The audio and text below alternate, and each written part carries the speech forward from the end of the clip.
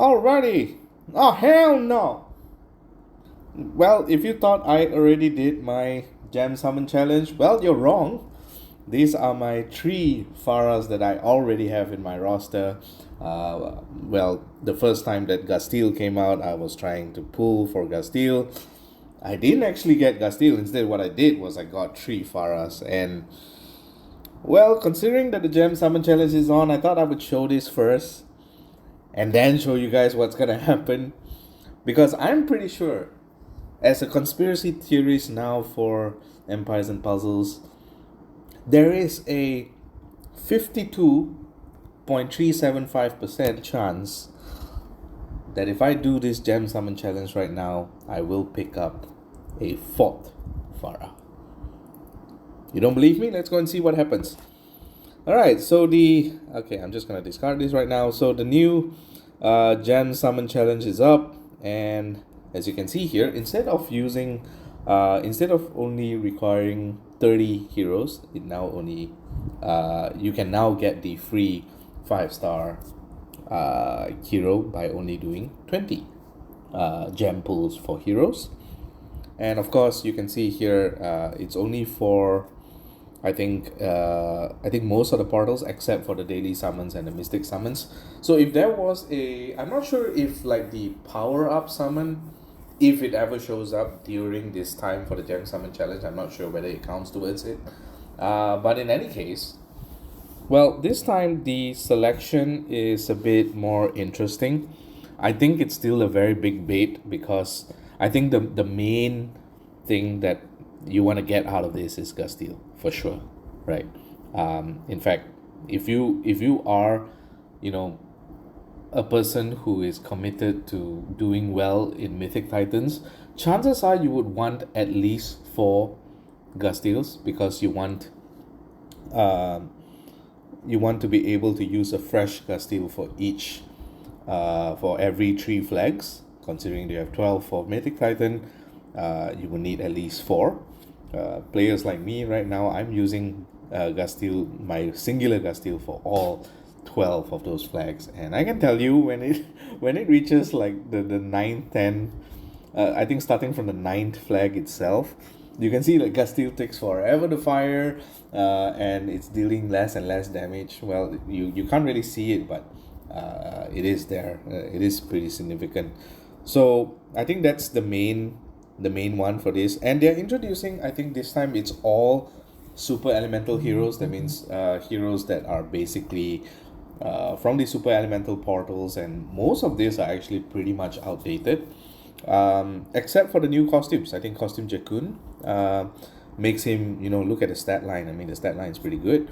Now he doesn't deal that much of damage, but it can be interesting to use him as more of a utility box hero, a toolbox hero when going against certain defenses. Because if you look here, all ice enemies get negative 39% defense for 3 turns. The fact that he runs it very fast means you can use him against like what do you call it, Fergus. If Fergus is still a meta in your wars, then you can use Jakun first, and to power up basically the rest of your holy heroes to kind of hit harder into Fergus, assuming Fergus gets the negative defense down and not resisting it. So that's probably where I would see costume Jakun being good. The other one obviously is costume Ignacio. This is something that I would want because I do have a base Ignacio level, and I could use the costume just for the added stats to make sure that he could actually function right now in the current meta, because I do need more healers. So Ignacio will be a good one here.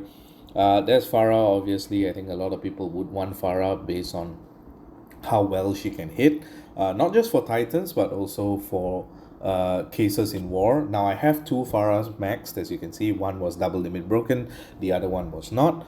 I do use the double Farahs previously in my war hits, which can be actually pretty fun to use, honestly. And I thought of leveling a 3rd one, but then the stat line for Farah just went off after that, so it wasn't really too interesting to look at. Desmond is interesting. It's one of those heroes that only hits the sides, but I do believe he silences them, so that will be interesting as well. Good against taunts because taunts you are considering it is considered as hitting one unit, so that's why it will be doubled. The damage will be doubled. So that's pretty interesting. Now that again, a lot of these super elemental heroes, the stat lines are pretty weak right now. So apart from the costumes ones, so you probably won't be using them too much in regular wars, except for maybe utility, a more utility based hero. So if you look at like Jolt, for example, you won't really use Jolt too much. Chrome is interesting because the health boost is actually pretty significant. Um, and if you have a lot of nature shields on the board, you can actually heal for quite a lot. And then he has all of this status ailment damage, which is still pretty significant, honestly. 1400 of any status ailment damage over 4 turns is about 350 damage per turn, which can be increased if you use some heroes like I think what do you call it, Matilda. I think that's one of them that you can use. So Chrome is pretty interesting as a support. It's pretty decent. Nylora is interesting because you can change the target's element to fire, which means it'll be weak to water, so weak to ice, I mean. So that will be interesting as well. You can use her for Titans. Now it doesn't change the Titans elements, but she can still be something to consider, especially when you're going against, when you don't have a significant hero that can deal elemental defense down. So like for example, if you don't have, I think right now in terms of like using elemental defense down heroes for Titans, I think the one that you use a lot will be someone like the 3-star Nodri. The 4-star you don't really have, and then the 5-star, it's not many heroes that I would recommend to level up. I mean, there's King Arthur, there's Frida, there's Cinnamon, and then the latest one, I do believe there's one more if I'm not mistaken. Then you can use Nylora. I think Nylora has the most, I would say, the newest stats in terms of all the elemental defense down heroes. Again, I might be wrong, but I think she's still pretty decent if you would be able to get her. Nikki is interesting, just a slow speed hero who basically hits and heals allies, which is interesting. I think I wouldn't say it's bad, but I've never actually really seen Nikki too much. I've seen her once or twice, I think, in Rush Wars, and that's about it. I do have a Nikki as well, but she has not been leveled, so can't really say that I would, use her much anyways. And then there's Grilka, which is the auto taunt holy hero. This one is interesting because the taunt is for 5 turns, and it's basically, think of her as something similar to what Queen Anne was for Rush Wars. Queen Anne being the green musketeer that she gets a taunt, I think, for like 6 turns, and she gives like a heavy defense up for 6 turns and a mana generation for 6 turns. This one is pretty interesting because you actually heal the allies. 1300 boosted health over 5 turns, and then you get a plus 44% mana generation as well. So after you fire Grilka once, chances are you get to fire Grilka many times after that. The crux is obviously to fire her the first time. So, well, we'll see. So these are pretty interesting. I would say interesting heroes just to fill up your roster in terms of a more utility based kind of thing. So I think can't really complain if you get Gastille. I think Gastille is the main one here. Farah will be close. I think not Farah actually. Honestly, a close second would be either Inesio or Jakun based on the usability in terms of stats. And then after that will be Farah, Crom, Nylora, probably Grilka or Desmond. I think either one. Don't really see anything past that you would use for war or any other applications.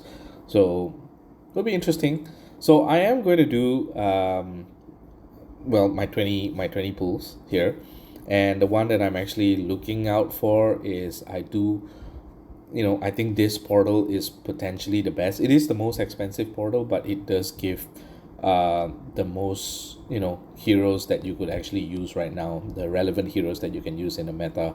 Ruan Xiaoqi is underrated as an outlaw because he's not as good as Song Jiang or Li Kui, but he's equally devastating as well. Gongov is interesting, Quarry is interesting, Astrid. Astrid is the only one outlier here, which I think is slowly rotating off in preference for Chitraganda and Sable. And then the fonts are always all good. Like I wouldn't mind getting a font here, honestly. But then again, it's only 20 pulls. Not like I would hope for anything much.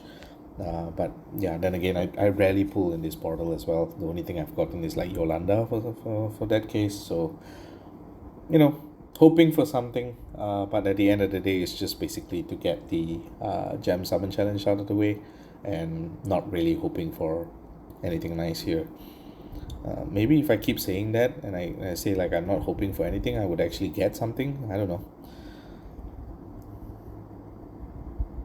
Yeah, well, that's nothing there.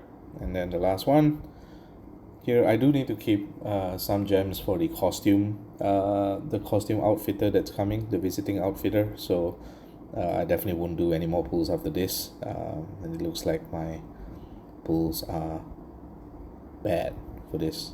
Oh, hey, well, I talked about Astrid and now that's my second copy. Wow, okay. I don't need a second copy of Astrid. But yeah, well, I'll take it, I guess. It is a good one. And now the moment we've all been waiting for. Will I get my fourth Farah? Will I get what I want in the end? The 30 pool one was actually pretty demoralizing. I was actually amazed that I got so many views for that. I guess you guys liked something about that video. I don't know what it was, but yeah, I'm really hoping that I can get either one of those costumes, or Gastille. Okay, fine. I wouldn't be too too sad if I get Nylora or Chrome. But yeah, there's like 6 out of the 10. Come on, 6. Anyone, not 6, sorry, 5. So it's a 50-50 chance of me to get something that I want. Either the 2 costumes, Chrome, Nylora, or Gastille, and I would really hope not to get Grilka, Nikki, Farah, Desmond, or Jolt here. Okay, well, let's see what we get. Please don't be Farah. Please don't be Farah. Fuck. Okay, that's good. That's good. Okay, I can level a second Gastille. Okay, that's good. I guess that helps, it's well, I can level the second one now for Mythic Titan. Okay, that means my Mythic Titan score should improve and I could finally maybe try for top 100 total score. I've never actually done it before, I think. Maybe only once. I don't remember, but having a Gastille is good, especially when it's when the upcoming one is Baba Yaga, so that'll be nice. Okay, well, I'll take it and be really happy about it. Good luck to you guys, whoever that's trying to do these pulls. I think even I think we do have a lot of my alliance mates as well who have done it already, and they have gotten some pretty good ones for themselves. I'm going to be really content with Gastille. I think I'm going to level him up as fast as I can, hopefully before the Mythic Titan comes up. I actually don't know when is it. I haven't been too privy to the calendar and when the events are coming up. So, hopefully I get it somewhere to like 370 or something like that before Mythic Titan. And yeah, well, good luck to anyone who's doing the Gem Summon Challenge. Hope you get what you want. And as always, at the end of the day, my advice is please spend moderately. This Gem Summon Challenge came at a very surprising time. So I wouldn't rush into it too much. And yeah, if you can't do it now, then just save for the next one.